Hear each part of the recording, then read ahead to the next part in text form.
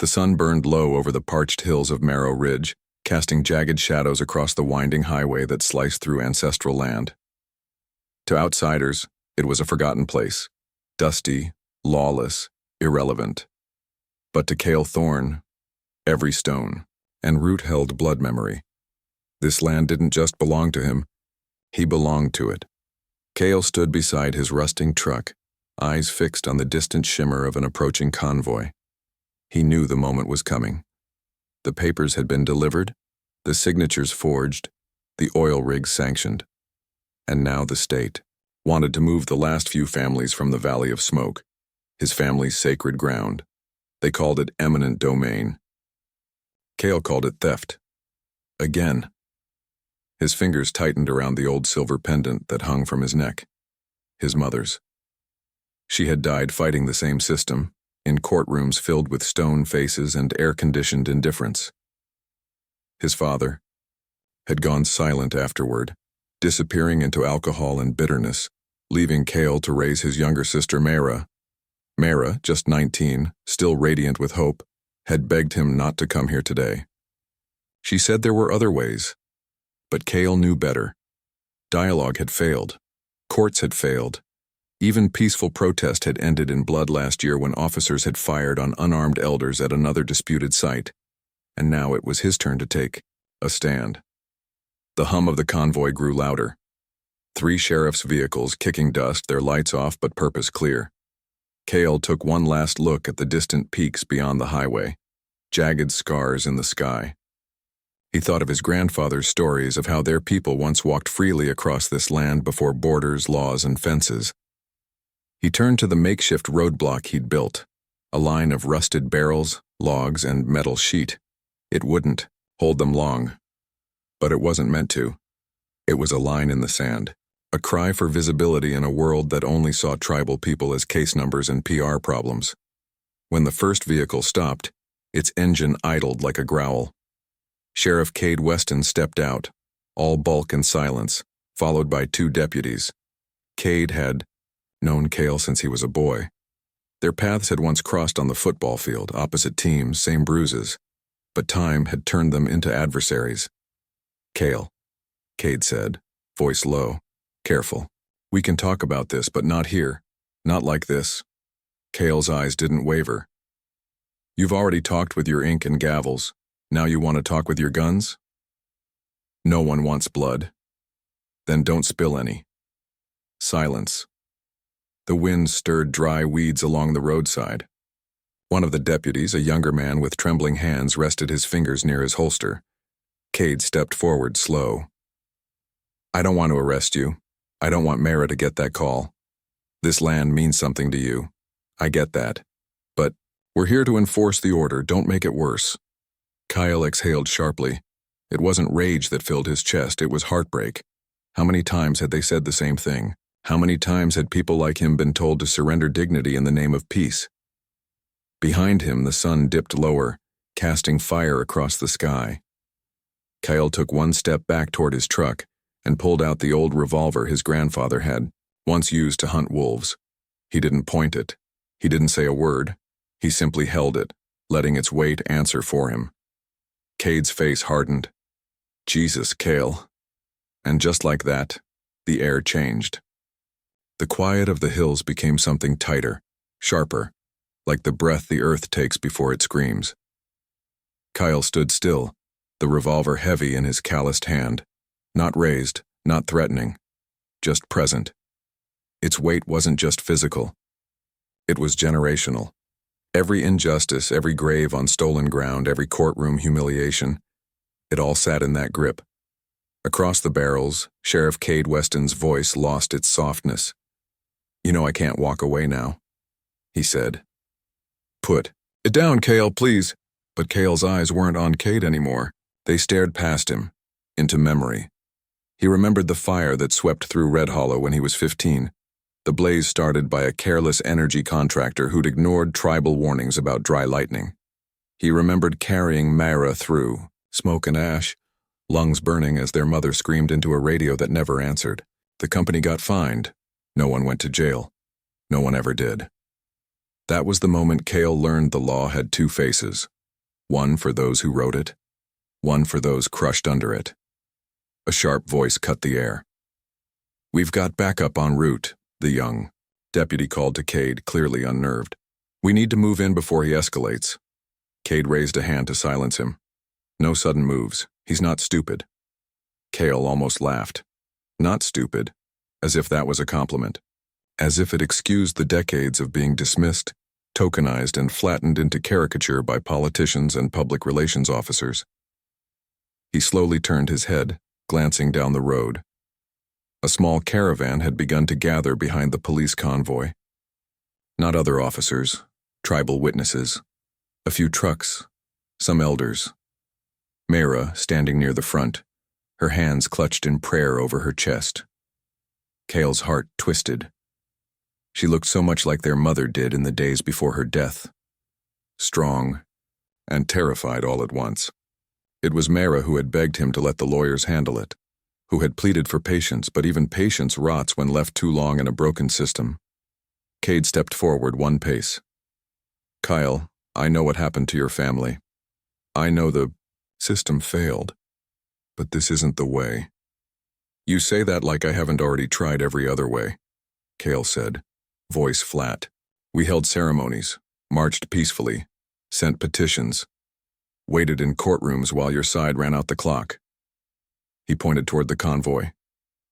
"Now you show up with rifles and paper, expecting compliance. And when I don't kneel, you call." At escalation, a flicker of something, regret perhaps, passed through Cade's eyes, but it was gone as quickly as it came.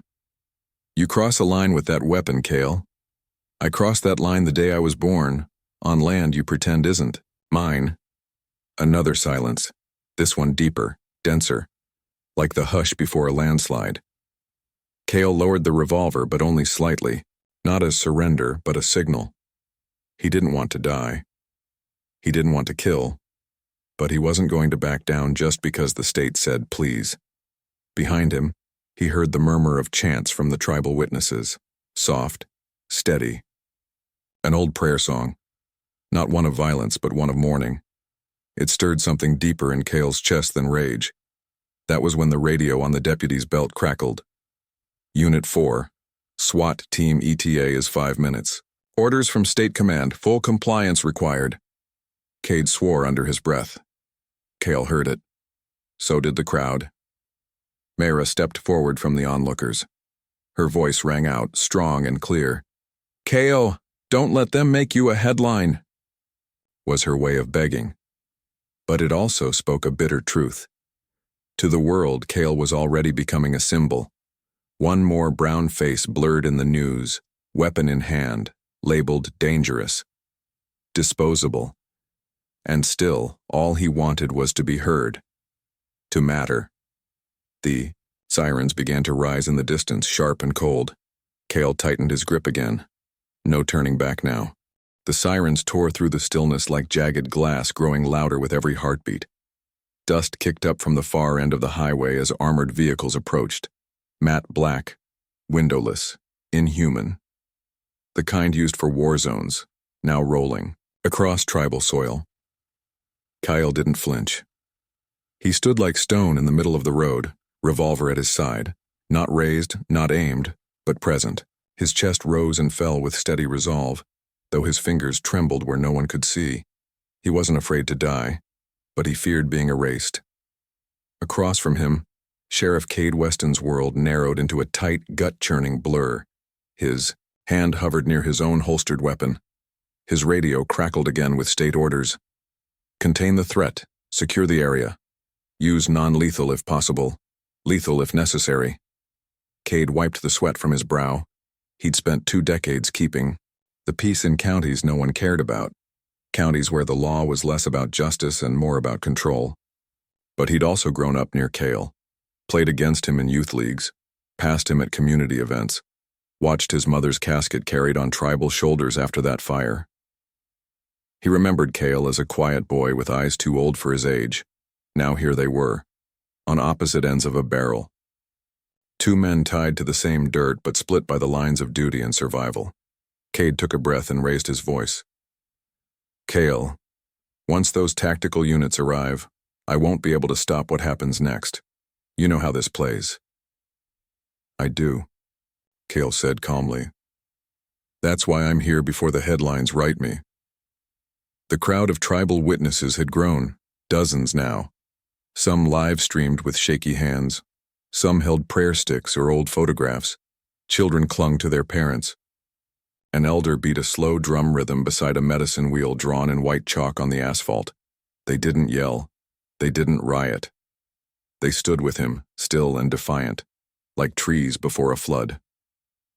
Kyle looked at his sister, Mara. She mouthed, something he couldn't quite make out, tears streaking her cheeks. His chest tightened. This wasn't just his fight anymore. It was legacy, a cry etched into history. The SWAT trucks halted in a sharp arc behind the cruisers. Back doors flung, open. 6 men stepped out in full riot gear, faceless behind black visors. Shields, tasers, rifles. One of them raised a long gun and pointed it toward Kale's feet. Cade moved fast.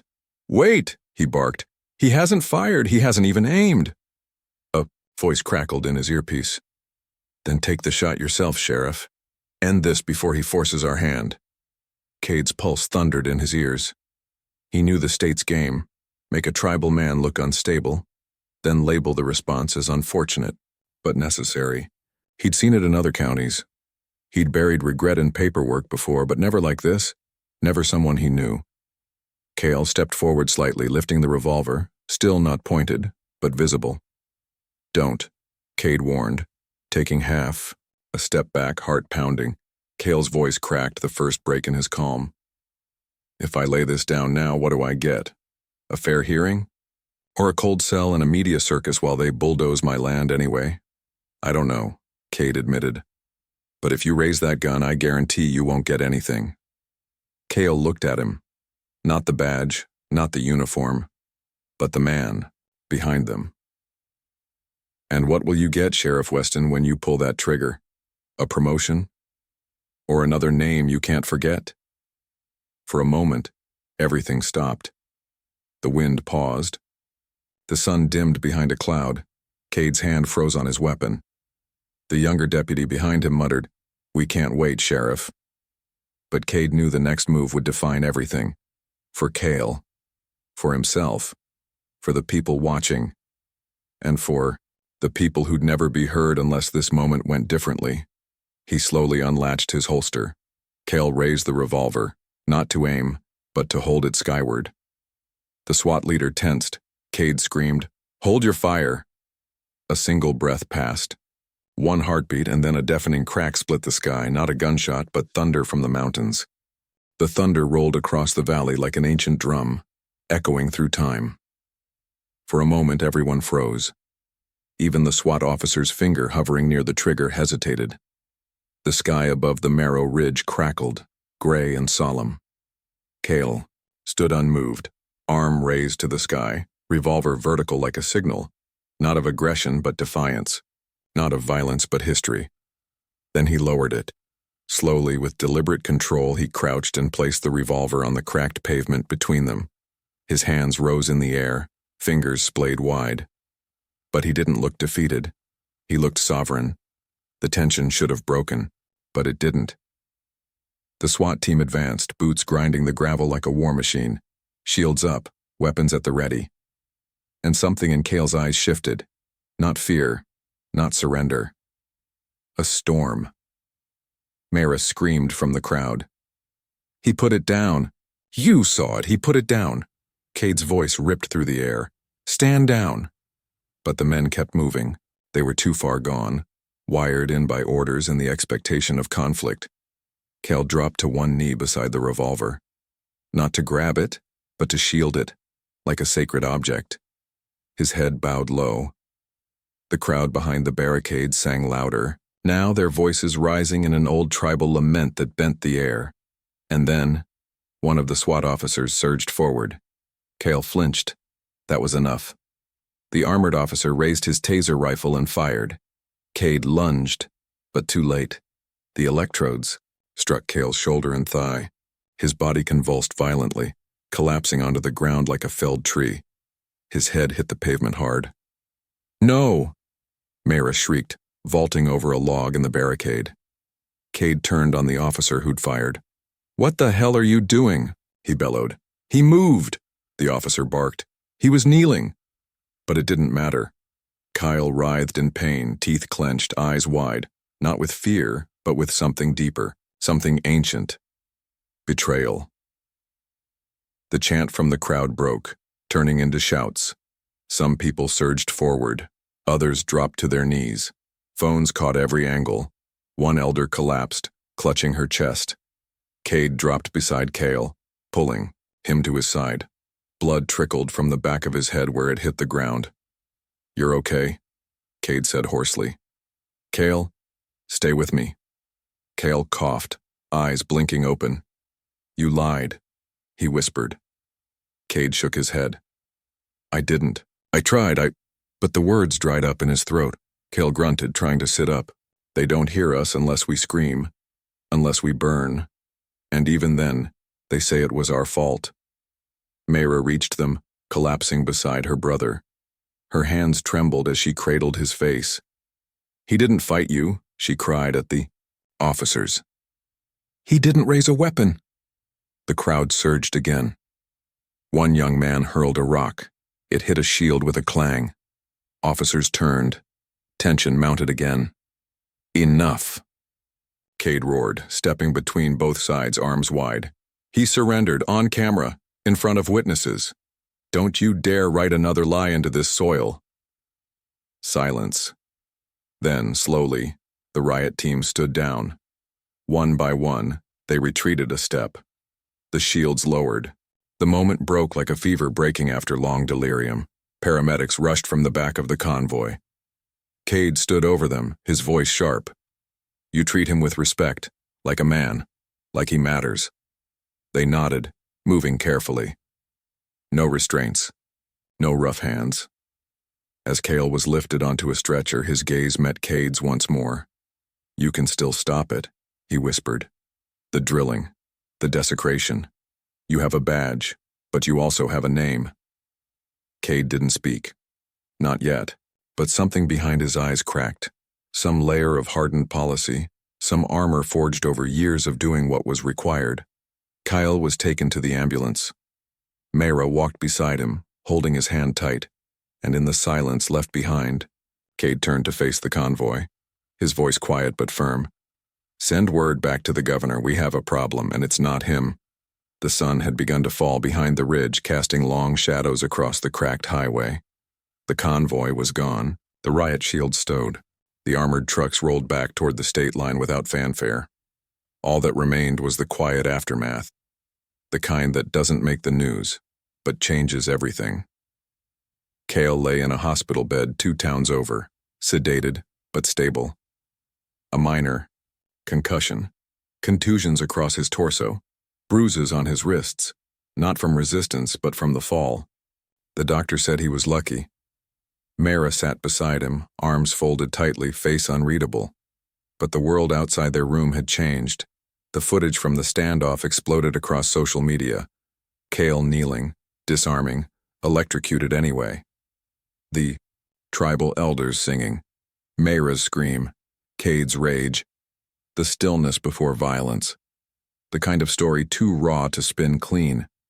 Within hours, protests surged in state capitals and tribal towns alike. Not burning, not looting, just people standing, with signs that read, "He laid down his gun." Others, "Hear us before we break." The governor made a statement, then another. The second one admitted possible procedural overreach. That was code, but the code didn't work this time. The tribal council filed a federal injunction against the land seizure. With the viral footage and civil rights lawyers now swarming the case, the court was forced to grant a temporary halt to all construction projects across Red Hollow territory. It wasn't a victory yet, but it was a line in the sand. Sheriff Cade Weston submitted a formal complaint against the SWAT unit, triggering an internal review. He refused interviews, didn't show up to the press conference, but he did walk into the tribal council meeting. 3 days later, wearing his badge and no armor, They gave him a chair. Not a warm one, but a chair nonetheless. Cade cleared his throat and spoke in front of elders and youth alike. "I didn't come to apologize," he said. "Not because I'm not sorry, but because words like that don't matter until the policy changes." He paused. "I've spent my career protecting people from chaos, but sometimes the chaos isn't out there. It's built into the orders, into the silence, into the fact that we only listen when someone's on the ground bleeding." Kyle watched, the live stream from his hospital bed, eyes half-lidded, but he smiled just once. Mara looked over at him. "Do you think he means it?" Cale didn't answer. Not with words. Instead, he reached over and took her hand. In the following weeks, a proposal emerged, a Truth and Reconciliation Council, co-led by tribal leaders and county officials. Not a perfect fix, but something. A first seed planted in a field of ash. Cale's charges were dropped quietly, his name cleared, but he refused to fade into the background. He began speaking, at colleges, at town halls, at the places where decisions were made without voices like his. His story became more than a headline. It became testimony. One evening, as the sun bled red over the horizon, Cale returned to the place where it all happened. The cracked highway. The paint still faintly visible from the chalked medicine wheel. Wind tugged at his coat. He stood in silence, not mourning, not victory, something else, continuance. He bent down, placed a small eagle feather on the spot where he had fallen, and whispered in his native tongue, "Let them hear us while we stand, not just when we bleed." And then he walked away, not defeated, not forgotten, but carried forward by a truth that had waited too long to be spoken.